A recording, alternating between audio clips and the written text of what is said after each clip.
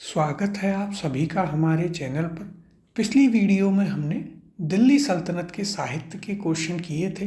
काफ़ी अच्छे से उन्हें हमने डिस्कस भी किया था और काफ़ी सारे फैक्ट्स हमने आपको वहाँ पर लिखाए भी थे। उसकी पीडीएफ आपको हमारी वेबसाइट पर मिल जाएगी, जिसका लिंक इस वीडियो के डिस्क्रिप्शन में दिया गया है। वहाँ से आप पीडीएफ को डाउनलोड कर लें। इसके अलावा अदर सब्जेक्ट्स की क्विज़ेस भी वहाँ पर डाली गई हैं, तो उन्हें भी आप प्रैक्टिस कीजिएगा और हमारा टेलीग्राम चैनल भी अवश्य ज्वाइन कर लें। आज की इस वीडियो में हम अपने दिल्ली सल्तनत का एक आखिरी टॉपिक करेंगे, जो कि है दिल्ली सल्तनत के कुछ विविध क्वेश्चन। कुछ मिसलेनियस क्वेश्चंस हैं, तो एक बार हम उन्हें भी देखेंगे यहाँ पर, और उसके बाद आपका दिल्ली सल्तनत वाला चैप्टर जो है वो पूरा समाप्त हो जाएगा। तो शुरुआत करते हैं आज के अपने पहले प्रश्न के साथ। भारत में पोलो खेल का प्रचलन किया।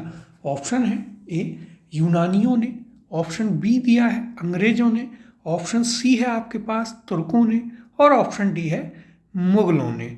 सही उत्तर है इसका ऑप्शन नंबर सी, तुर्कों ने। भारत में पोलो खेल का प्रचलन जो है वह तुर्कों के द्वारा किया गया था। और यदि बात करें तो सबसे पहले कुतुबुद्दीन ऐबक जो है, तो देखिए तुर्कों में भी कौन, यदि सबसे पहले नाम लिया जाता है चौगान के लिए, तो वो कौन है? वो है आपका कुतुबुद्दीन ऐबक, जिसकी मृत्यु भी इसे खेलते हुए ही हुई थी। कुतुबुद्दीन ऐबक चौगान का शौकीन था, पोलो का, और 1210 में घोड़े से गिरकर इसकी मृत्यु हो गई थी। अब यहाँ पर हम इसकी चर्चा करते हैं। देखिए क्या कहा गया है।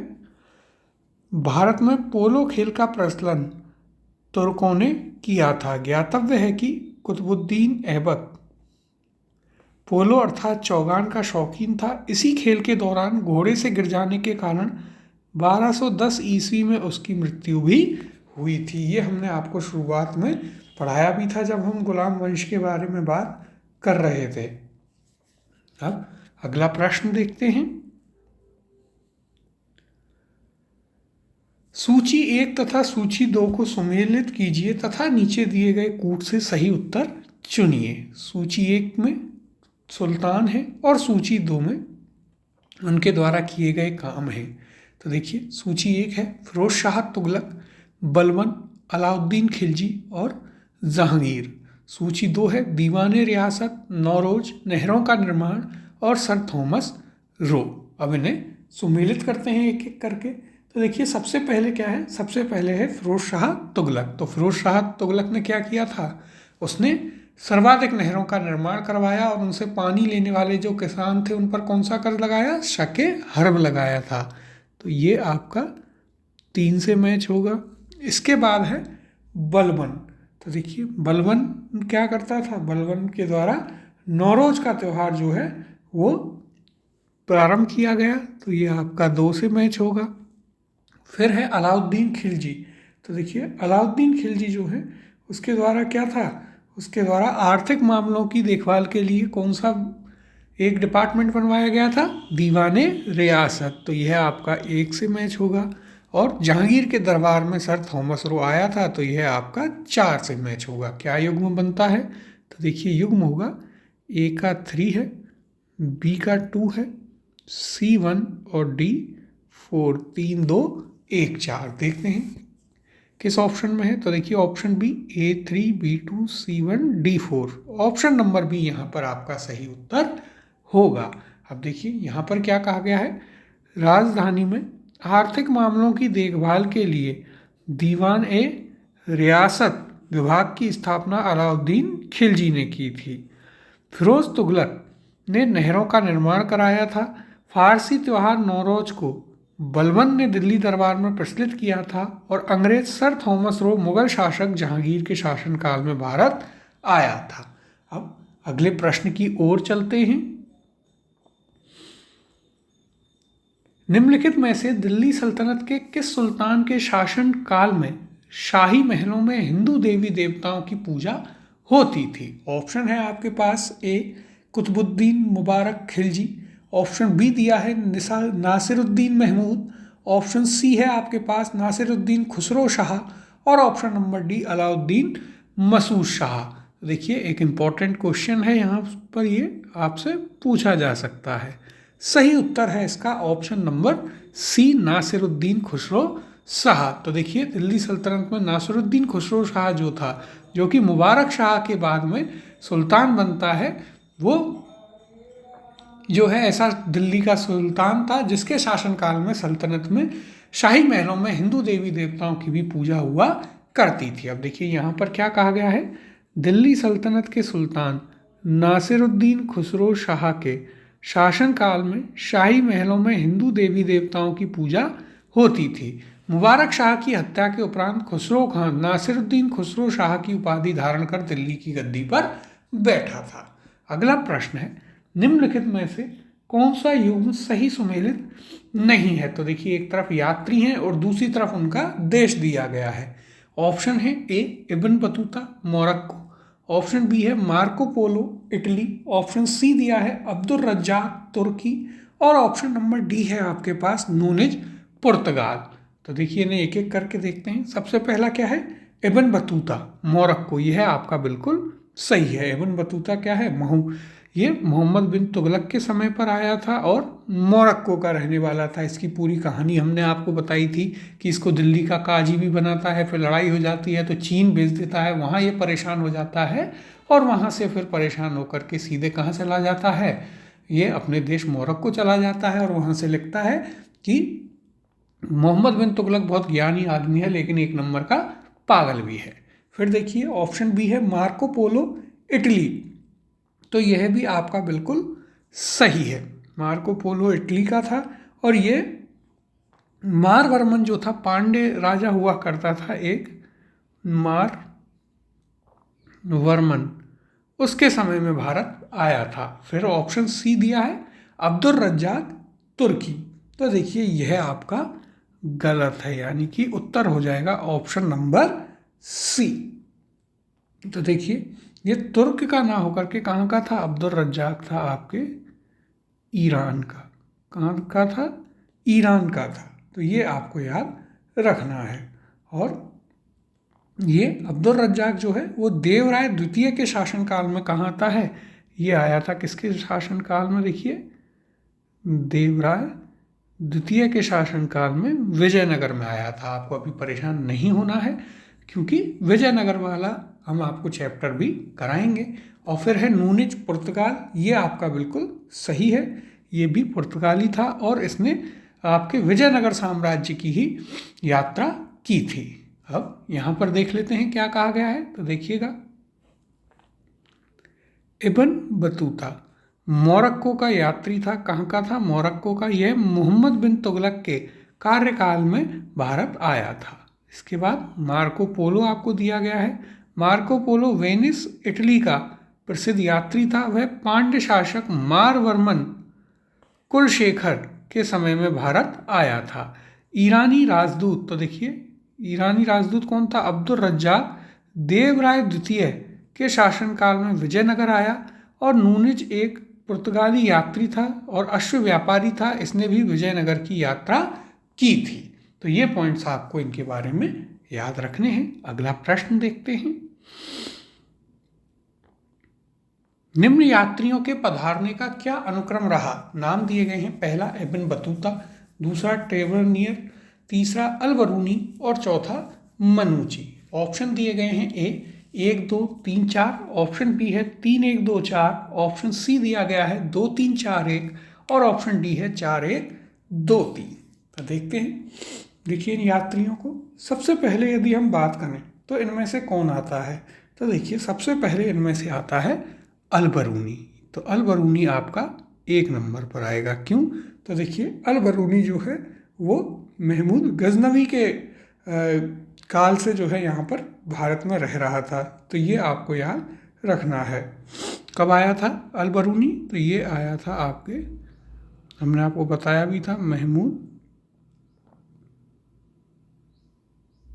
गजनवी के साथ में यह भारत आया था। फिर यदि हम बात करें तो इसके बाद आता है आपका इब्न बतूता। कौन आता है, इब्न बतूता मोरक्को का यात्री था और यह आपका मोहम्मद बिन तुगलक के शासनकाल में भारत आता है। उसके बाद है कौन आएगा, तो वो आएगा ट्रेवरनियर। ट्रेवरनियर कौन था, ये एक फ्रांस का, देखिए 3 नंबर पर आपका ट्रेवरनियर आया था, और ये कहाँ से था, तो ये था आपके फ्रांस का।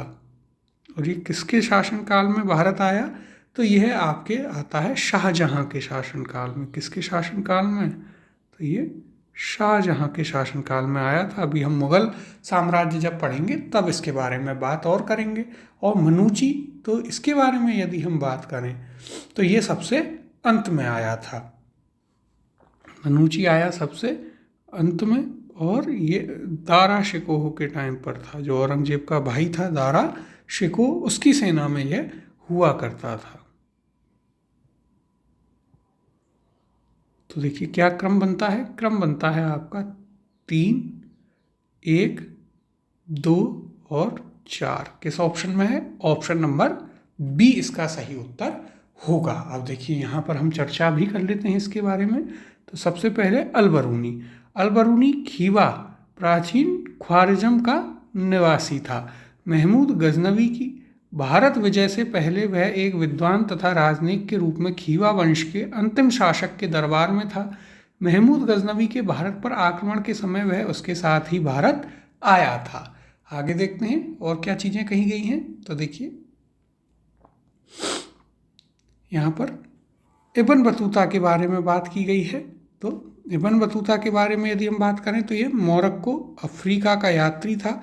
वह सल्तनत काल में मोहम्मद बिन तुगलक के शासन काल में भारत आया। मोहम्मद तुगलक ने इसे दिल्ली का काजी भी बनाया था। बाद में 1342 में उसे अपना दूत बनाकर चीन भेजा। इब्न बतूता ने रेहला नामक पुस्तक में अपनी यात्रा वृत्तांतों का वर्णन किया है। इसके बाद तीसरे नंबर पर ट्रेवरनियर था। तो देखिए ट्रेवरनियर यह एक फ्रांसीसी यात्री था जो शाहजहां के शासन काल में अपनी यात्रा प्रारंभ करता है। ये पेशे से जौहरी था। इसने 6 बार पूर्व की यात्रा की। अपनी यात्रा का विवरण इसने the 6 voyages of the John Baptist Tavernier नामक पुस्तक में किया है। तो इसकी पुस्तक का नाम भी आप याद रखिएगा, इसी के नाम से है तो इजीली याद रहेगी। फिर आपके पास आता है मनुची। तो ये इतालवी यात्री था। 14 वर्ष की अल्पायु में ही अपने गृह नगर वेनिस से भागकर एशिया माइनर और फारस की यात्रा करते हुए भारत पहुंचा। इसने शहजादा दारा शिकोह की सेवा में तोपची के रूप में नौकरी की। बाद में चिकित्सक का पेशा अपना लिया। स्टोरिया दो मोगोर या मुगल इंडिया नामक संस्करण लिखा, जिसे 17वीं शताब्दी के भारत का दर्पण भी कहा जाता है। किसको, स्टोरिया दो मोगोर या मुगल इंडिया। तो इसकी पुस्तक का नाम भी आप यहाँ पर याद रखिएगा, इम्पोर्टेंट है। अब अगले प्रश्न की ओर चलते हैं। दस्तार बंदान कौन कहलाते थे। ऑप्शन है आपके पास, ए सूफी संत, ऑप्शन बी दिया है खान, ऑप्शन सी है मलिक, या ऑप्शन नंबर डी उलेमा। तो सही उत्तर है इसका ऑप्शन नंबर डी उलेमा। तो देखिए हमने आपको बताया था उलेमा कौन होते थे, जो काफ़ी पढ़े लिखे व्यक्ति होते थे और धार्मिक उच्च पदों पर होते थे। उन्हें क्या कहा जाता था, उन्हें कहा जाता था उलेमा। और उलेमाओं का जो समूह होता था, तो देखिए उलेमा जो होते थे वो क्या करते थे, वो पगड़ी पहनते थे। और इस कारण ये जो पगड़ी पहनने वालों का समूह था वो क्या कहलाता था, वो कहलाता था दस्तार बंदान। अब देखिए यहाँ पर क्या कहा गया है, सल्तनत काल में ऊंचे धार्मिक और न्यायिक पदों पर बैठे व्यक्तियों उलेमाओं को सामूहिक रूप से दस्तार बंदान यानी पगड़ी पहनने वाले कहा जाता था। अगला प्रश्न है, भारतीय इतिहास के संदर्भ में निम्नलिखित में से कौन कुलाहदारान कहलाते थे। ऑप्शन है आपके पास, ए अरब व्यापारी, ऑप्शन बी है कलंदर, ऑप्शन सी दिया गया है फारसी खुशनवीस, और ऑप्शन डी है आपके पास सैयद। यूपीएससी प्रीलिम्स में आपसे पूछा है, इंपॉर्टेंट क्वेश्चन है। देखिए टर्मिनोलॉजी जहाँ पर आ जाए तो वो सारे ही क्वेश्चन आपके लिए इंपॉर्टेंट हो जाते हैं। सही उत्तर है इसका ऑप्शन नंबर डी सैयद। जो मुस्लिम पीर आदि होते थे उन्हें आप क्या कहते हैं, कुलाहदारन कहते थे। देखिए यहाँ पर हम उनकी चर्चा भी कर लेते हैं। तो देखिए मुस्लिम धर्म में सैयद, पीर आदि महत्वपूर्ण धार्मिक विचारकों का समूह है। राज्य द्वारा धार्मिक और न्यायिक अधिकारियों के रूप में नियुक्त पीर सैयद को सामूहिक रूप से दस्तार बंदान कहा जाता था, अर्थात टोपी या कुल्ह पहनने वाले। इनमें सैयद विशेष प्रकार की नुकीली टोपी पहनते थे जिन्हें कुल्हा दारान कहा जाता था। तो देखिए याद रखिएगा, जो पगड़ी पहनते थे वो दस्तार बंदार उलेमा, और जो टोपी पहनते थे वो सैयद कुल्हा दारन कहलाते थे। तो ये दो इंपॉर्टेंट फैक्ट्स हैं, इंपॉर्टेंट टर्मिनोलॉजी है, इसे आप याद रखिएगा। अगले प्रश्न की ओर चलते हैं। चुंबकीय दिशा सूचक का भारतीय महासागरों में प्रयोग की प्रारंभिक सूचना किसके द्वारा दी गई? ऑप्शन है आपके पास, ए मार्को पोलो के द्वारा, ऑप्शन बी दिया है इब्न बतूता के द्वारा, ऑप्शन सी है सदरुद्दीन मोहम्मद औफी के द्वारा, या option number D Niccolo Conti के द्वारा। तो देखिए यह भी आपके लिए एक इम्पॉर्टेंट क्वेश्चन यहाँ पर बनता है, और ये आज वाला चैप्टर पूरा ही इंपॉर्टेंट है क्योंकि इसमें विविध चीज़ें यानी कि मिसलेनियस फैक्ट्स के क्वेश्चन लिए गए हैं। सही उत्तर है इसका option number C, Sadruddin Mohammad Aufi के द्वारा यह बात बताई गई थी। इनकी पुस्तक थी लुबाबुल अलबाब। कौन सी थी? तो देखिए इनकी एक पुस्तक है, उसका नाम याद रखिएगा। क्या है पुस्तक का नाम? लुबाब उल अलबाब। इनकी यह पुस्तक है, इसका आप नाम याद रखिएगा। और एक और इनकी पुस्तक है, वो है जवामी उल हिकायत। क्या है? एक इनकी पुस्तक है जवामी उल हिकायत, और इसी में इसने जो मैग्नेटिक कंपास है उसकी बात करी है। अब देखिए यहाँ पर हम यदि बात करें तो चुंबकीय दिशा सूचक का भारतीय महासागरों में प्रयोग की प्रारंभिक सूचना सादुद्दीन मोहम्मद इब्न मोहम्मद औफी बुखारी द्वारा दी गई। इनकी पुस्तक का नाम लुबाब उल अलबाब, जो अभी हमने आपको बताया, तथा जवामी उल हिकायत थी। जवामी उल हिकायत में ही इन्होंने दिशा सूचक संयंत्र के बारे में संदर्भित किया था। तो देखिए आपको ये चीज़ याद रखनी है कि किसने बताया और कौन सी पुस्तक में बताया, ये दोनों ही फैक्ट आप याद रखिएगा। अगला प्रश्न है, निम्न व्यक्तियों ने भारत में विभिन्न समय पर राज्य किया, उनके राज के सही कालक्रम का नीचे दिए गए कूट की सहायता से चयन कीजिए। नाम दिए गए हैं, पहला शेर शाह, दूसरा अकबर, तीसरा अलाउद्दीन खिलजी और चौथा रजिया सुल्तान। कूट हैं आपके पास ऑप्शन ए 4-1-3-2, ऑप्शन बी है 1-2-3-4, ऑप्शन सी 4-3-1-2 और ऑप्शन नंबर डी है 3-4-1-2। अब देखिए यहाँ पर आपको इनके पर्टिकुलर ईयर याद करने की इतनी आवश्यकता नहीं है। आप कैसे करेंगे इस प्रश्न को? तो देखिए सबसे पहले यदि हम बात करें तो इनमें से देखिए सबसे पहले कौन सा है? गुलाम वंश, और गुलाम वंश में कौन थी? रजिया सुल्तान, यानी कि ये पहले नंबर पर। फिर रजिया सुल्तान के बाद में, गुलाम वंश के बाद में कौन आते हैं? आपके खिलजी आते हैं, और खिलजियों में कौन? अलाउद्दीन खिलजी 2 नंबर पर आएगा। फिर उसके बाद यदि देखें तो यहाँ पर मुगल काल के 2 शासक दिए गए हैं। तो देखिए पहले कौन आता है? पहले आता है हुमायूं के बाद शेर शाह। तो ये आपका 3 नंबर पर आ जाएगा, 1540 में शेर शाह आता है। और उसके बाद फिर अकबर 1556 से 1605। तो ये आपके चौथे नंबर पर क्या कूट बना है देखते हैं, 4-3-1-2। किस ऑप्शन में है 4-3-1-2? तो देखिए ऑप्शन नंबर सी यहाँ पर आपका सही उत्तर होगा। अब अगला प्रश्न देखते हैं।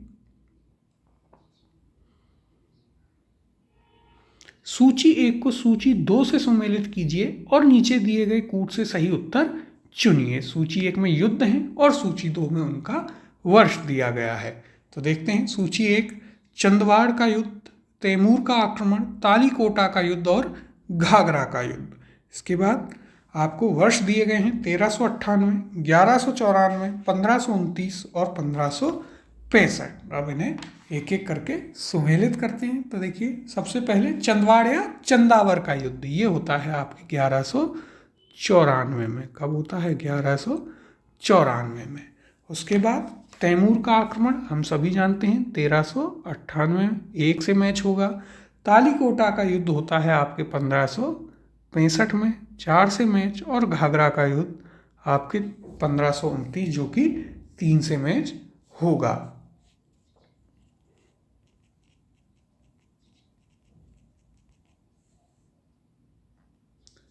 देखिए यहाँ पर यदि अब हम बात करें तो हमने आपको चंदावड़ का युद्ध बताया था 1194 में किस किस के बीच हुआ था। तो ये हुआ था मोहम्मद गौरी और जयचंद के बीच। ये हमने आपको बताया था। कन्नौज का शासक था जयचंद, उन दोनों के बीच में यह युद्ध हुआ था। और इसे कौन जीत जाता है? तो इसे मोहम्मद गौरी जीत जाता है। तो ये आपको एक पॉइंट याद रखना है। तैमूर का आक्रमण आपको अच्छे से बताया ही था, तो वह तो आपको याद होगा ही। अब इसके अलावा यदि हम बात करें तालीकोटा का युद्ध, देखिए तालीकोटा का युद्ध आता है तो 1565 को। तो ये आपके विजयनगर साम्राज्य और किस किस के बीच में हुआ था? तो देखिए तालीकोटा का युद्ध होता है, आगे हम आपको पढ़ाएंगे, लेकिन यहाँ पर थोड़ा बता देते हैं कि ये आपके विजयनगर और इसके अलावा कौन कौन थे। तो देखिए जो आपके बीजापुर, अहमदनगर, ये सभी जो थे वर्सेस एक साथ आक्रमण किया था विजयनगर पर। बीजापुर, गोलकोंडा, और यहीं से आपके विजयनगर साम्राज्य खत्म हो गया था। बीजापुर, गोलकोंडा, इसके अलावा बीदर इसमें शामिल था, और एक और राज्य था इसमें, कौन सा? अहमदनगर। इन चारों ने मिलकर विजयनगर पर आक्रमण किया था। तो ये आप याद रखें। और इसके बाद में फिर आपका एक कौन सा दिया हुआ है? एक यहाँ पर दिया हुआ है आपको घाघरा का युद्ध। कौन सा? घाघरा का युद्ध, जो कि 1529 में हुआ था। कब हुआ था? 1529 में हुआ था। और ये महमूद लोदी के नेतृत्व में किया गया था। किस किस के बीच? तो देखिए इसको मुख्यतः यदि हम देखें तो ये आपके 1529 में बाबर और अफगानों के बीच में लड़ा गया था। कौन कौन? तो देखिए बाबर वर्सेस जो यहाँ पर भारत में पहले से ही अफगान थे, उनके बीच में यह युद्ध लड़ा गया था। आगे इनके बारे में और डिटेल से हम पढ़ेंगे। युग्म देखें यदि तो क्या बनता है? तो देखिए यहाँ पर आपका बनता है ए का 2 है, बी का 1, सी 4 और डी 3, 2 1 4 3। तो देखिए option number D, A2, B1, C4, D3, option D यहाँ पर आपका सही उत्तर होगा। अगले प्रश्न की ओर चलते हैं।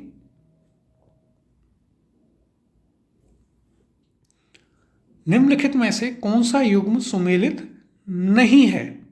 तो देखिए यहाँ पर शासक और उनके स्थान दिए गए हैं। ए बहादुर शाह गुजरात, बी चांद बीबी अवध, सी रजिया सुल्तान दिल्ली, और ऑप्शन डी बाज बहादुर मालवा। आपसे यह RAS प्रीलिम्स में पूछा जा चुका है, लेकिन ये आपके लिए काफ़ी आसान है, हम इसे आपको पहले भी बता चुके हैं। तो देखिए बहादुर शाह गुजरात का राजा था, बिल्कुल सही है। चांद बीबी अवध, यह आपका गलत है। चांद बीबी कहाँ की थी? तो चांद बीबी थी आपके अहमदनगर की। कहाँ की थी चांद बीबी? अहमदनगर की थी। तो यानी कि उत्तर हो जाएगा option number B. Razia Sultan Delhi की थी और बाज बहादुर मालवा का शासक हुआ करता था। अब देखिए यहाँ पर यदि हम बात करें तो चांद बीबी अहमदनगर के तीसरे शासक हुसैन निजाम शाह प्रथम की पुत्री थी, जिनका संबंध अवध राज्य से नहीं बल्कि अहमदनगर व बीजापुर से था। अगला प्रश्न देखते हैं। निम्नलिखित घटनाओं पर विचार कीजिए। पहली घटना है विजयनगर के कृष्णदेव राय का शासनकाल, दूसरी है कुतुब मीनार का निर्माण, तीसरी दी गई है पुर्तगालियों का भारत आगमन, और चौथी फिरोज शाह तुगलक की मृत्यु। इन घटनाओं का सही कालानुक्रम है। ऑप्शन दिए गए हैं ए 2 4 3 1, ऑप्शन बी है 2 4 1 3, ऑप्शन सी 4 2 1 3, और ऑप्शन नंबर डी है आपके पास 4 2 3 1। UPSC प्रीलिम्स में आपसे पूछा जा चुका है और अच्छा इम्पोर्टेंट एक क्वेश्चन भी है। तो देखिए एक एक करके घटनाओं को देखते हुए चलते हैं। विजयनगर के कृष्णदेव राय का शासनकाल, कुतुब मीनार का निर्माण। तो देखिए इनमें सबसे पहले क्या होगा? सबसे पहले इनमें आएगा कुतुब मीनार का निर्माण, जो कि इल्तुतमिश के शासनकाल में प्रारंभ हुआ। तो ये आपका 1 नंबर पर आएगा। फिर यदि हम बात करें तो कौन सा आएगा? उसके बाद आपका आता है तुगलक वंश, फिरोज शाह तुगलक की मृत्यु, क्योंकि खिलजी वंश यहाँ दिया नहीं गया है, उसके बाद में तुगलक वंश, तो ये आपका दूसरे नंबर पर आएगा। फिर यदि हम बात करें तो पुर्तगालियों का भारत पर आगमन 1498 में, तो ये आपका 3 नंबर पर आएगा। और फिर कृष्णदेव राय का शासनकाल विजयनगर में, जो कि आपका 1509 या 10 के आसपास हुआ, तो ये आपका 4 नंबर पर आएगा। तो क्या युग्म बनता है? युग्म है आपके पास 2 4 3 1। किस ऑप्शन में है? ऑप्शन नंबर ए 2 4 3 1 सही उत्तर होगा। अगला प्रश्न है, निम्नलिखित घटनाओं पर विचार कीजिए तथा इन्हें कालक्रमानुसार व्यवस्थित कीजिए। पहली घटना है मोहम्मद बिन तुगलक द्वारा राजधानी का स्थानांतरण, दूसरी अफगानपुर षड्यंत्र, तीसरी है जलालुद्दीन खिलजी की हत्या और चौथी है तराइन का द्वितीय युद्ध। आगे देखते हैं। नीचे दिए गए कूट से सही उत्तर चुनिए। ऑप्शन ए है 4 3 2 1, ऑप्शन बी दिया है 3 1 2 4, ऑप्शन सी है 1 2 3 4 और ऑप्शन नंबर डी है 1 2 4 3। तो देखिए घटनाओं को एक बार पुनः देखा जाए आराम से। तो यहाँ पर यदि हम देखें तो देखिए इनमें सबसे पहले यदि आप बात करें तो तराइन का युद्ध कब होता है? द्वितीय युद्ध 1192 में होता है, तो ये आपका पहले नंबर पर आ जाएगा। सबसे पहले 1192 में ये घटना होती है। इसके बाद यदि हम बात करें तो फिर गुलाम वंश के बाद खिलजी वंश और उसमें जलालुद्दीन खिलजी की हत्या दूसरे नंबर पर। फिर यदि हम बात करें तो आपका आता है अफगानपुर षड्यंत्र, जो कि मोहम्मद बिन तुगलक को सुल्तान गयासुद्दीन तुगलक जो था उसकी हत्या का दोषी माना गया, तो ये आपके 3 नंबर पर आएगा। और फिर चौथा आएगा आपके मोहम्मद तुगलक द्वारा राजधानी का स्थानांतरण। तो देखिए युग्म क्या है? युग्म है आपके पास 4 3 2 1। देखते हैं किस ऑप्शन में दिया गया है। तो देखिएगा ऑप्शन नंबर ए यहाँ पर सही उत्तर होगा। अब थोड़ी इस पर चर्चा भी कर लेते हैं। तो देखिए 1192 ईस्वी में तराइन का द्वितीय युद्ध में मोहम्मद गौरी द्वारा पृथ्वीराज चौहान की पराजय के बाद भारत में मुस्लिम शक्ति की स्थापना हुई थी। फिर 1296 में जलालुद्दीन खिलजी की हत्या हुई। अफगानपुर षड्यंत्र द्वारा उलूग खां यानी मोहम्मद बिन तुगलक को सुल्तान गयासुद्दीन की हत्या का दोषी माना जाता है और सुल्तान मोहम्मद बिन तुगलक ने अपनी राजधानी दिल्ली से दौलताबाद या देवगिरी ट्रांसफ़र की थी, जिसके बारे में हम आपको अच्छे से बता भी चुके हैं। अब अगले प्रश्न की ओर चलते हैं। निम्नलिखित अवतरण पर ध्यान दीजिए। अपने लगभग 30 वर्ष के व्यापक यात्री जीवन में उसने पूर्वी गोलार्ध के विस्तृत भूभाग की यात्रा की। उस विशाल भूभाग को देखा जिसमें आज कोई 44 देश आते हैं और कुल मिलाकर लगभग 73,000 मील की दूरी चलकर पार की। पूर्व आधुनिक काल का संसार का सबसे बड़ा वह यात्री कौन था जिसका वर्णन ऊपर के अवतरण में है? ऑप्शन दिए गए हैं। ए मेगास्थनीज, ऑप्शन बी है आपके पास फाहियान, ऑप्शन सी दिया है मार्को पोलो और ऑप्शन नंबर डी है इब्न बतूता। यूपीएससी प्रीलिम्स में आपसे पूछा है और बहुत ही शानदार क्वेश्चन है। देखिए कभी भी एज इट इज़ आपके सामने यह प्रश्न आ सकता है। सही उत्तर है इसका option number D Ibn Battuta. Ibn Battuta जो है वो यात्री था जिसने 44 देशों को क्रॉस करके एक पूरी यात्रा की थी। इसके बारे में हम आपको बता चुके हैं कि कहाँ का था, मोरक्को का था, अफ्रीका का था और अफ्रीका में देखिए सबसे ज़्यादा देश हैं। इसके अलावा यदि हम बात करें तो ये आपके दिल्ली सल्तनत में आता है। मोहम्मद बिन तुगलक के समय पर वो उसको काजी नियुक्त करता है, फिर चीन भेज देता है। वो पूरा एक यात्रा वृत्तांत इसने रिहला में लिखा भी हुआ है। अब यहाँ पर यदि हम इसकी चर्चा करें तो देखिए 1271 ईस्वी में अपनी यात्रा प्रारंभ कर मार्को पोलो ने 24 वर्षों तक लगभग 24,000 मील की दूरी तय की। मंगोल शासक कुबलई खान से सहायता प्राप्त मार्को पोलो की यात्राओं में मध्य पूर्व, मध्य एशिया, चीन एवं मंगोलिया शामिल हैं। निश्चित रूप से मार्को पोलो शिखर यायावारों में से एक था, किंतु मोरक्को का इब्न बतूता भूभाग की लंबाई एवं विशालता की दृष्टि से मार्को पोलो से भी बड़ा घुमक्कड़ था। उसने दक्षिण अफ्रीका, पश्चिमी अफ्रीका, दक्षिणी एवं पूर्वी यूरोप मध्य पूर्व भारतीय उपमहाद्वीप, मध्य एशिया, दक्षिण पूर्व एशिया एवं चीन क्षेत्र के 44 देशों में लगभग 73,000 मील की दूरी अपने 30 वर्षों के यात्री जीवन में तय की थी। अब अगला प्रश्न देखते हैं। नीचे के युग्मों में एक ओर प्राचीन और मध्य युग के राजाओं के नाम हैं और दूसरी ओर उनके विरचित यानी कि उनके द्वारा लिखित ग्रंथ हैं। इनमें से कौन सा युग्म सही सुमेलित है? तो देखिए ऑप्शन है ए कृष्णदेव राय सम्रांगण सूत्रधार, बी है महेंद्र वर्मन मत्तविलास प्रहसन, ऑप्शन सी दिया हुआ है भोजदेव मानसोल्लास और ऑप्शन नंबर डी है सोमेश्वर अमुक्त मालदया। देखिए यूपीएससी प्रीलिम्स में पूछा है और इम्पोर्टेंट क्वेश्चन भी है। तो देखिए यहाँ पर हम देखते हैं सही सुमेलित है आपका option number B, Mahendra Varman के द्वारा मत्तविलास प्रहसन लिखा गया था। तो ये आप याद रखिएगा। अब देखिए कृष्णदेव राय ने कौन सा लिखा था? तो देखिए हम आपको पढ़ाएंगे। विजयनगर साम्राज्य का शासक था और इसने आमुक्त मालदय लिखा था। कौन सा लिखा था इसने?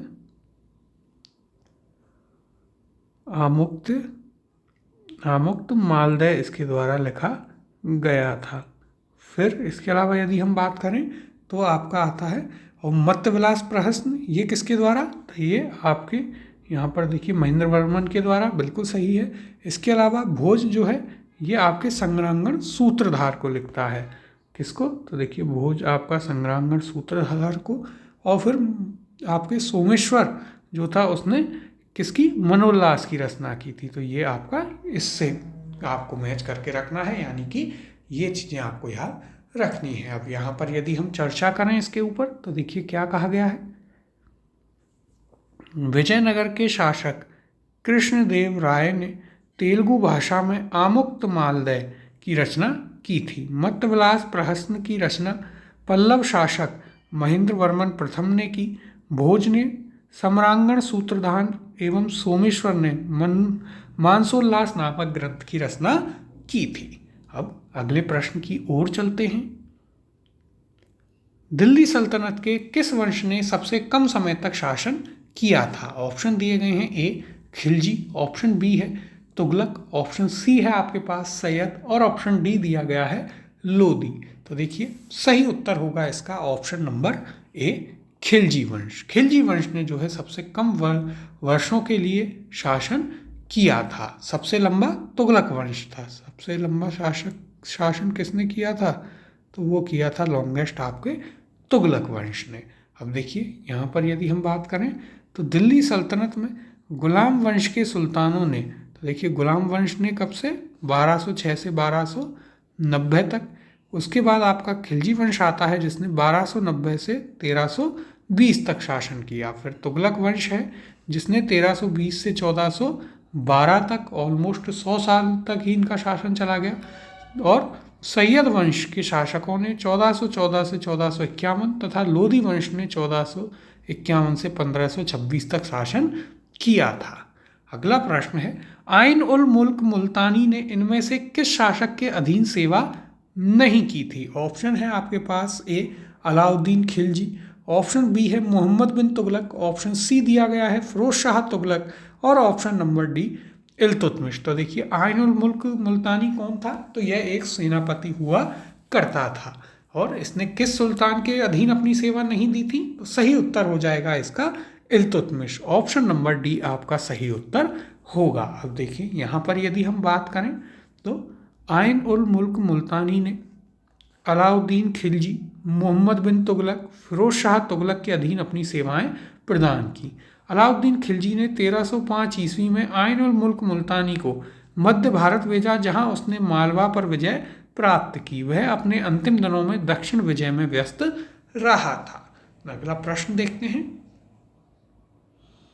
निम्नलिखित में से किस प्रथा की शुरुआत राजपूतों के समय में हुई थी? ऑप्शन है आपके पास ए सती प्रथा की, ऑप्शन बी है बाल विवाह, ऑप्शन सी दिया है जौहर प्रथा और ऑप्शन नंबर डी है इनमें से किसी की नहीं। सही उत्तर है इसका ऑप्शन नंबर सी जौहर प्रथा। देखिए राजपूतों के समय में प्रारंभ हुई थी और आप जानते हैं, कहानियाँ हमने आपको बताई हैं और बहुत प्रसिद्ध कहानियाँ हैं वीरांगनाओं की, कि जब मुस्लिम आक्रमणकारी जो हैं आक्रमण करते थे और यदि राजपूत राजा हार जाते थे तो जब मुस्लिम सेना जो हुआ करती थी या आक्रमणकर्ता जो हुआ करते थे वे अंदर किले में घुसते थे या नगर में और महिलाओं को ले जाते थे, उनके साथ बदसलूकी करते थे। इससे बचने के लिए, अपने सम्मान की रक्षा करने के लिए जो राजपूत स्त्रियां थीं वे जौहर कर लिया करती थी, जो सामूहिक एक चिता सजा करके उसमें कूदकर अपनी जान दे दिया करती थी। देखिए, राजपूतों द्वारा मुस्लिम आक्रमणकारियों से स्त्रियों की रक्षा के लिए जौहर प्रथा का प्रचलन हुआ। इसमें सभी राजपूत पुरुषों के युद्ध में मारे जाने के पश्चात किले में सभी स्त्रियां सामूहिक रूप से चिता में कूदकर अपनी जान दे दिया करती थी। यह आपको अच्छे से पता है, राजस्थान हिस्ट्री में भी पढ़ाया है, तो इस पर बहुत ज़्यादा डिस्कशन की आवश्यकता नहीं है। अगले प्रश्न की ओर चलते हैं। निम्नलिखित मध्यकालीन विद्वानों या लेखकों में कौन जैन धर्म का अनुयायी था? ऑप्शन है ए मालधर बसु, ऑप्शन बी है हेमचंद्र सूरी, ऑप्शन सी दिया गया है पार्थ सारथी और ऑप्शन नंबर डी है सायण। तो देखिए, सही उत्तर है आपका option number B Hemchandra Suri. यह आपका सही उत्तर होगा। राजस्थान हिस्ट्री में हम आपको इसे पढ़ा भी चुके हैं कि इन्होंने आबू में मंदिर बनवाया, वहाँ पर तीर्थंकरों की मूर्तियाँ भी इनके द्वारा बनवाई गई थीं। अब देखिए, यहाँ पर यदि हम बात करें तो हेमचंद्र सूरी मध्यकालीन विद्वानों या लेखकों में जैन धर्म का अनुयायी था। वह जयसिंह सिद्धराज के दरबार को सुशोभित करता था। उसी से प्रभावित होकर जयसिंह सिद्धराज ने आबू पर्वत पर एक मंडप का निर्माण करवाया था। उसमें जैन तीर्थंकरों की मूर्तियां स्थापित करवाई थीं, जो अनंतर एक जैन तीर्थ के नाम से भी जाना जाता है। अगला प्रश्न है, सूची 1 को सूची 2 से सम्मिलित कीजिए तथा सूचियों के नीचे दिए गए कूट का प्रयोग करते हुए सही उत्तर चुनिए। सूची 1 में युद्ध है और सूची 2 में वर्ष दिए गए हैं। तो देखिए, सूची 1 प्लासी का युद्ध, कलिंग युद्ध, हल्दी घाटी का युद्ध और तराइन का युद्ध। सूची 2 है 261 ईस्वी पूर्व, 1576 ईस्वी, 1192 ईस्वी और 1757 ईस्वी। तो देखिए, सबसे पहले है आपका प्लासी का युद्ध। तो प्लासी का युद्ध कब हुआ था? 23 जून 1757 को। तो यह आपका 4 से मैच होगा। 1757 ईस्वी कब? 23 जून को आपका यह युद्ध होता है। किस किस के बीच में? तो बंगाल का जो नवाब था सिराजुद्दौला और ईस्ट इंडिया कंपनी के बीच में हुआ था। इंडियन मॉडर्न हिस्ट्री में आपको काफ़ी डिटेल में बताया है। और इसमें मीर जाफर जो है विश्वासघात करता है और सिराजुद्दौला मारा जाता है। अंग्रेज इस युद्ध को जीत जाते हैं। फिर देखिए, कलिंग का युद्ध आता है। तो यह आपका 261 ईसा पूर्व में हुआ था। 1 से मैच हो जाएगा। कलिंग का युद्ध क्या हुआ था? अशोक ने कलिंग पर आक्रमण किया था। 1 लाख से अधिक लोग इसमें मारे गए थे। इस युद्ध के बाद जो है सम्राट अशोक बौद्ध धर्म अपना लेता है और इसकी जानकारी आपको 13वें व्रत शिलालेख से मिलती है, जो कि हमने आपको अच्छे से बताई है एंशिएंट इंडियन हिस्ट्री में। फिर आपका आता है हल्दी घाटी का युद्ध। तो यह होता है आपका 1576 ईस्वी में अकबर और महाराणा प्रताप के बीच। तराइन का युद्ध होता है 1192 ईस्वी में। तो यह आपका 3 से मैच होगा। तो देखिए, यहाँ पर पृथ्वीराज चौहान और मोहम्मद गौरी के बीच में अब क्या युग्म बनता है आपका? तो ए का है 4, उसके बाद B1 C2 D3, 4 1 2 3। देखते हैं किस ऑप्शन में है। तो देखिए, ऑप्शन नंबर सी यहाँ पर देखिएगा, A4 B1 C2 D3। Option number सी आपका सही उत्तर होगा। अब इनके बारे में हम यहाँ पर चर्चा भी कर लेते हैं। देखिए, प्लासी का युद्ध 23 जून 1757 को बंगाल के तत्कालीन नवाब सिराजुद्दौला तथा ईस्ट इंडिया कंपनी के मध्य यह लड़ा गया था। नवाब की सेना का नेतृत्व राजद्रोही मीर जाफर, यार लतीफ तथा राय दुर्लभ ने किया, जिनके विश्वासघात के कारण नवाब की हार हुई थी। फिर है आपके पास कलिंग का युद्ध। ये सम्राट अशोक के द्वारा 261 ईसा पूर्व में कलिंग पर आक्रमण किया गया। इस युद्ध में लगभग 1 लाख लोग मारे गए तथा 50,000 बंदी बनाए गए थे। इसी युद्ध के बाद अशोक ने बौद्ध धर्म अपना लिया था। कलिंग युद्ध तथा उसके परिणामों के बारे में अशोक के 13वें बृहद शिलालेख से विस्तृत जानकारी मिलती है। फिर है आपके पास हल्दी घाटी का युद्ध, जो कि 1576 ईस्वी में हुआ। मुगल सम्राट अकबर और महाराणा प्रताप के बीच यह लड़ा गया था। और फिर तराइन का युद्ध अंत में 1192 ईस्वी में पृथ्वीराज चौहान और मोहम्मद गौरी के बीच हुआ, जिसमें गौरी की सजगता और श्रेष्ठ युद्ध प्रणाली के कारण उसकी जीत हुई थी। अब अगले प्रश्न की ओर चलते हैं। सूची 1 तथा सूची 2 को सुमेल कीजिए तथा नीचे दिए गए कूट से सही उत्तर चुनिए। सूची 1 में कौन है? आपके बादशाह और सुल्तान दिए गए हैं, और सूची 2 में उनके कुछ उनसे संबंधित नाम दिए गए हैं। तो देखिए यहाँ पर सूची 1 है अकबर, मोहम्मद बिन तुगलक, इल्तुतमिश और शेर शाह। सूची 2 है सड़क आजम, चहलगनी अमीर, आईने दहसाला और प्रतीक मुद्रा। तो देखिए सबसे पहले है अकबर। तो अकबर को आप क्या कहते थे? आईने दहसाला। अकबर ने क्या बनवाया? तो देखिए आईने दहसाला पद्धति किसकी थी? अकबर की थी। भू राजस्व की व्यवस्था हुआ करती थी मुगल साम्राज्य में, हम इसे पढ़ेंगे। तो ये आपका 3 से मैच होगा। मोहम्मद बिन तुगलक, तो देखिए फिर क्या है? मोहम्मद बिन तुगलक है। मोहम्मद बिन तुगलक ने प्रतीकात्मक मुद्रा चलाई थी जो कि बुरी तरह से विफल हुई, 4 से मैच होगा। फिर आपका आता है कौन सा? इल्तुतमिश। इल्तुतमिश ने चहलगानी अमीर की स्थापना की थी, 40 दल, 2 से मैच होगा। फिर आपका शेर शाह, जिसे आप सड़क आजम कहते हैं, ये आपका 1 से मैच होगा। तो देखिए यहाँ पर क्या युग्म बनता है? ए का 3 है, B4 C2 D1, 3 4 2 1 किस ऑप्शन में है? तो देखिए option B A3 B4 C2 D1, ये आपका सही उत्तर होगा। अब यहाँ पर यदि हम बात करें तो देखिएगा, शेर शाह द्वारा निर्मित सड़कों में विशेष उल्लेखनीय सड़क लाहौर से लेकर सोनार गांव बांग्लादेश तक जाती थी, ग्रांड ट्रंक रोड, जो सबसे लंबी थी तथा सड़क ए आजम के नाम से जानी जाती थी। फिर प्रतीक मुद्रा जो है मोहम्मद बिन तुगलक ने जारी की थी। आईने दहसाला पद्धति का संबंध अकबर की भू राजस्व व्यवस्था से है, जो हम आपको बता भी रहे थे। फिर चहलगानी अमीर या तुर्कान चहलगनी दल का गठन इल्तुतमिश के द्वारा किया गया था, जिसका एक मेंबर बलबन भी था और आगे जाकर वह सुल्तान बनता है। अब अगला प्रश्न देखते हैं। मध्यकालीन भारतीय इतिहास में पन्ही तथा उपानह का उल्लेख किस संदर्भ में मिलता है? ऑप्शन है ए वस्त्र के, ऑप्शन बी है आभूषण के, ऑप्शन सी दिया है आवास के, और ऑप्शन नंबर डी जूते के। तो देखिए इंपॉर्टेंट क्वेश्चन है क्योंकि ये टर्मिनोलॉजी वाला क्वेश्चन है। तो सही उत्तर होगा आपका ऑप्शन नंबर डी जूता। तो पन्ही या पन्हा किसे कहा जाता है? जूते को कहा जाता है। आज भी कई जगह आप इस शब्द को सुन सकते हैं। अगला प्रश्न है, मध्यकालीन भारत में शब्द फणम किसे निर्देशित करता था? ऑप्शन है आपके पास ए पहनावा, ऑप्शन बी है सिक्का, ऑप्शन सी दिया गया है आभूषण, और ऑप्शन डी है आपके पास हथियार। यूपीएससी प्रीलिम्स में पूछा गया है, इंपॉर्टेंट क्वेश्चन है टर्मिनोलॉजी का। सही उत्तर है इसका ऑप्शन नंबर बी सिक्के। तो देखिए मध्यकाल में दक्षिण भारत में, देखिए यहाँ पर भी दक्षिण भारत में मध्यकाल से 19वीं शताब्दी के बीच जारी सोने के छोटे सिक्के क्या कहलाते थे? फणम कहलाते थे। अगला प्रश्न है, 13वीं और 14वीं शताब्दियों में भारतीय कृषक खेती नहीं करता था। ऑप्शन है ए गेहूं की, ऑप्शन बी दिया है जौ की, आगे देखते हैं ऑप्शंस को, ऑप्शन सी है आपके पास चने की, और ऑप्शन नंबर डी मक्के की। तो क्या पूछा है? 13वीं और 14वीं शताब्दियों में भारतीय किसान कौन सी खेती नहीं किया करता था? सही उत्तर है इसका ऑप्शन नंबर डी मक्के की खेती उस समय भारतीय किसान नहीं किया करता था। अब देखिए यहाँ पर यदि हम इसकी चर्चा करें तो क्या कहा गया है? कृषि भारतीयों की जीविका का मुख्य आधार था। भारत की अधिकांश जनसंख्या कृषक ही थी, आज भी है।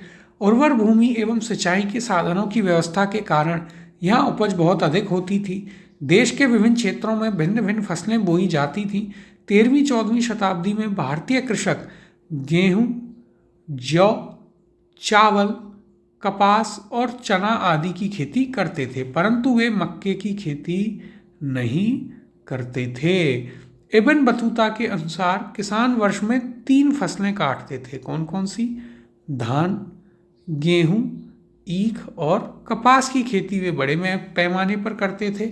मक्का मुख्यतः पुर्तगाली लेकर भारत में आए थे, जो कि दक्षिण भारत में विभिन्न मसाले उपजाए जाते थे। अब अगले प्रश्न की ओर चलते हैं। मध्यकालीन भारत में मेहतर और पट्टकिल पदनाम किन के लिए प्रयुक्त हुआ करते थे? ऑप्शन है आपके पास, ए सैन्य अधिकारियों के लिए, ऑप्शन बी है ग्राम के मुखिया के लिए, ऑप्शन सी दिया है वैदिक कर्मकांडों के विशेषज्ञ के लिए, या ऑप्शन नंबर डी शिल्पी श्रेणियों के प्रमुख के लिए। और यह भी आपसे यूपीएससी प्रीलिम्स में पूछा है, इंपॉर्टेंट क्वेश्चन है देखिए टर्मिनोलॉजी का, तो ये आपको जरूर याद रखना है। और सही उत्तर है इसका ऑप्शन नंबर बी ग्राम मुखिया के लिए मेहतर और पट्टकिल दो पदनाम प्रयोग में लिए जाते थे। अब देखिए यहाँ पर हम इसकी चर्चा करते हैं डिटेल में, क्या कहा गया है तो देखिएगा। भारतीय राजनीतिक विज्ञान एसोसिएशन ने village administration in ancient India शीर्षक के अंतर्गत प्रकाशित लेख के अनुसार प्राचीन समय में भारत में प्रशासन का केंद्र बिंदु गांव हुआ करते थे। वैदिक साहित्य के अनुसार गांव का मुखिया ग्रामणी कहलाता था। उत्तर भारत में उसे ग्रामिका कहते थे या ग्रामेयका। महाराष्ट्र में उसे ग्रामाकुत या पट्टलिक कहा जाता था। कर्नाटक में उसे गमुन तथा उत्तर प्रदेश में मेहतक कहा जाता था। इंडियन एपिग्राफिकल ग्लॉसरी में भी मेहतक को गांव का मुखिया या पंचायत बोर्ड के सदस्य के रूप में परिभाषित किया गया है। यहाँ यह उल्लेख कर देना भी समुचित है कि डॉक्टर हरिश्चंद्र वर्मा ने अपनी संपादित पुस्तक मध्यकालीन भारत का इतिहास प्रथम खंड में मेहतर का इस प्रकार उल्लेख किया है कि शिल्पकारों की श्रेणियों का उल्लेख अभिलेखों में भी मिलता है। इनके प्रधान मेहतर कहे जाते थे। तो देखिए आपको तो जो मुख्य चीज़ याद रखनी है वह क्या है कि जो गांव के मुखिया होते थे उन्हें मेहतर और पट्टलिक कहा जाता था। तो ये थे हमारे प्रश्न दिल्ली सल्तनत के विविध फैक्ट्स पर बेस्ड, और इसी के साथ आपका दिल्ली सल्तनत वाला चैप्टर भी पूरा हो गया है। देखिए मध्यकालीन भारत में बहुत ही एक लंबा टॉपिक आता है, दिल्ली सल्तनत और आपके मुगल साम्राज्य, दो ही बहुत इंपॉर्टेंट हैं और काफ़ी बड़े भी हैं। तो इसको हमने देखिए अलग अलग भागों में पूरा किया। दिल्ली सल्तनत में सबसे पहले हमने आपको गुलाम वंश कराया, फिर खिलजी वंश, तुगलक वंश, लोधी वंश कराया। उसके बाद दिल्ली सल्तनत का प्रशासन, कला, स्थापत्य, साहित्य और विविध, तो यानी कि आपके लगभग 7-8 पोर्शन में जाकर के हमने इसे कवर किया है। उसका कारण ये था कि आपको कहीं भी कंफ्यूजन ना हो, चीज़ें आपके सामने मिक्स ना हो। अब इसके बाद में देखिए हम आपको अलग से एक विजयनगर साम्राज्य की क्लास करा देंगे, उसके बाद में उत्तर भारत और दक्कन के कुछ प्रांतीय राजवंश कराएंगे, और फिर आपका मुगल वंश भी प्रारंभ हो जाएगा। फिर मुगल वंश के बाद हम आपको अलग अलग चैप्टर जैसे कि छोटे छोटे आते हैं, सिख संप्रदाय, मराठा और मुगल साम्राज्य का विघटन, इसके अलावा फिर एक अंत में हम भक्ति एवं सूफी आंदोलन वाला चैप्टर भी कर लेंगे, और इस प्रकार से आपकी मिडेवल इंडियन हिस्ट्री भी हो जाएगी। तो मिलते हैं आपसे अगली क्लास में अपने नए चैप्टर विजयनगर साम्राज्य के साथ में।